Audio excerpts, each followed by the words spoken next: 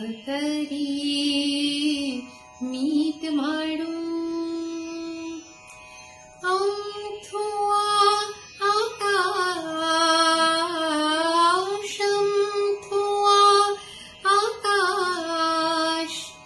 જોને આવે આડું માડી માડી તારી સામે કેમ કરી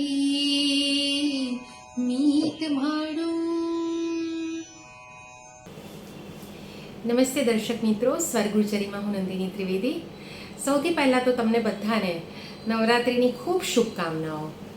માં દુર્ગા, માં કાલી, માં અંબે આપણા સૌનું રક્ષણ કરે, રિદ્ધિ સિદ્ધિ અને સમૃદ્ધિ આપે અને આપણા જીવનમાં હંમેશા શાંતિ પ્રવર્તતી રહે એવી માં અંબાને પ્રાર્થના કરીએ.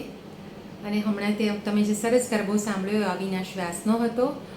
થોડોક ઓછો જાણીતો પણ ખૂબ સુંદર ગરબો હતો અને એમાં માની સામે મીટ માડીને જોવામાં આકાશ કેવું નડે છે એની વાત હતી. મિત્રો, આજના એપિસોડમાં એક માની વાત કરવી છે. આપણે મા દુર્ગાની આરાધના કરીએ છીએ, અંબે માની પ્રાર્થના કરીએ છીએ, પણ ઘણી વખત આપણી માને જ ઇગ્નોર કરી દેતા હોઈએ છીએ. આપણા વ્યસ્ત જીવનમાં મા માટે આપણી પાસે સમય નથી હોતો અને એવી વાત લઈને આવ્યા છે પ્રીતિ ચરીવાલા. ડૉક્ટર પ્રીતિ ચરીવાલા જાણીતું નામ છે, લેખિનીના પ્રમુખ છે અને સરસ કવિતાઓ અને ગદ્ય પણ લખે છે. તો એ આજે સ્વરગુર્જરી માટે એક એકોક્તિ રજૂ કરવાના છે. આપણા ખૂબ પ્રિય સાહિત્યકાર ધીરુબેન પટેલની એક કૃતિ છે ગોદડી. એના પર આધારિત માત્ર 4 મિનિટની આ એકોક્તિ આપણે પ્રીતિબેન પાસેથી સાંભળીએ અને મા અંબા, મા દુર્ગાને તો પ્રાર્થના કરીએ જ, પણ આપણી માનું પણ ધ્યાન રાખીએ, માને થોડોક સમય આપીએ તો ખરેખર આપણું આ પર્વ અને આપણી આરાધના બંને સફળ થશે. તો ચાલો માણીએ પ્રીતિ ચરીવાલાને. હવે મારી માને શું કહેવાનું? જ્યારે જુઓ ત્યારે એની જૂની પુરાણી ફાટેલી ગોદડીમાં ટાંકા દેતી હોય. એની આ ફિક્કી પાતળી આંગળીઓ હવે જાડી સોયનો ભાર પણ માંડ માંડ ઝીલી શકે છે. આમ મારી આવી હાલત જોઈને મારો ગુસ્સો કેમે કરીને કાબૂમાં રહેતો જ નથી. તું દવા બરાબર લે છે કે નહીં?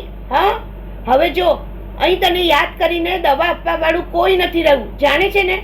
તો પછી તારે જ તારી તબિયતની દરકાર નહીં કરવી જોઈએ. અને તને ચોખ્ખે ચોખ્ખું કહી દઉં છું કે આખો દિવસ તારી પાછળ આંટા ફેરા મારવાની મારી પાસે ફુરસદ નથી. જો તો ખરી, આ તારી હાલત જો, બધા હાડકા દેખાય છે તારા. આખો દિવસ કામ કરી કરીને મરી જાય છે અને મારો બાપ તારા પૈસા દારૂ પીવામાં ઉડાવે છે ત્યારે 2 શબ્દ કહેવાની પણ તારામાં હિંમત નથી. શું કામ પણ આટલું વૈતરું કરી કરીને મરી જાય છે? મારો બાપ નિરાતે દારૂ પી શકે એટલે તને તો ભગવાન પણ નહીં બચાવી શકે. મને થાય છે દર વખતે શા માટે આવું જ થતું હતું?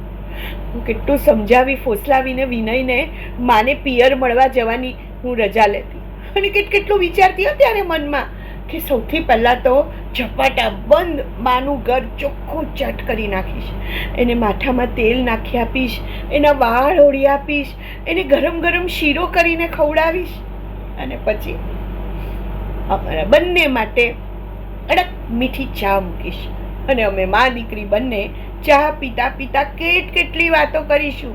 માની, મારી દીકરીની, એની કોલેજની, અરે બાજુવાળા ચંપા માસીની પણ આમાંનું કશું થતું નહીં. એની હાલત જોઈ ને મારું મગજ ગાંડું થઈ જતું. શા માટે મારી માટલી નમાઈ હશે? શા માટે આટલો અન્યાય સહન કરતી હશે? શા માટે 5 મિનિટ પણ એ પોતાના માટે નહીં જીવતી હોય? હું પણ તો શું કરી શકું છું મારી મા માટે? શું કરી શકું છું? આ બસ થોડી મીઠાઈ લઈને જાઉં, આ એકાદું કપડું આપું અને થોડા રૂપિયા આપી જાઉં કે એને કામ લાગે. બીજું શું કરી શકું છું? બીજું શું કરી શકું છું?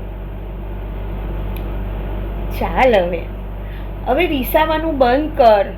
જો અહીં મારા સિવાય તારું કોઈ ધ્યાન રાખવા વાળું છે નહીં ને? તો પછી હું જે કહું છું તારા સારા માટે કહું છું ને. હા, સોરી, બસ હવે ગુસ્સો નહીં કરું. હા, ચાલ, આ થોડા રૂપિયા રાખ, તને કામ લાગશે. અને હવે આવતે મહિનેથી હું નહીં આવું. કેમ? બહારગામ જવાની છે. ના, કારણ કે શું છે કે વિનયને આવા લતામાં આવું છું ને તે બહુ પસંદ નથી. મારી મેળે આવી જઈશ, પણ તું મારી રાહ ન જો. નહીં જો, માથી માં સ્વરે બોલી, પણ કેમે કરીને હું મારા મોંએથી એમ નહીં બોલી શકી કે માં તું જીવ છે. તારા માટે ને મારા માટે પણ મારી માં તું જીવ છે. મને ખબર છે, જેવી હું આ ઘરમાંથી બહાર જઈશ ને એટલે પાછી એની જૂની પુરાણી ગોદડીમાં ટાંકા દેવા માંડશે. શું થાય? આ ગોદડી જ તો એનું પરમ સત્ય છે. આ હતી ધીરુબેન પટેલ લિખિત વાર્તા ગોદડી. અસ્તુ.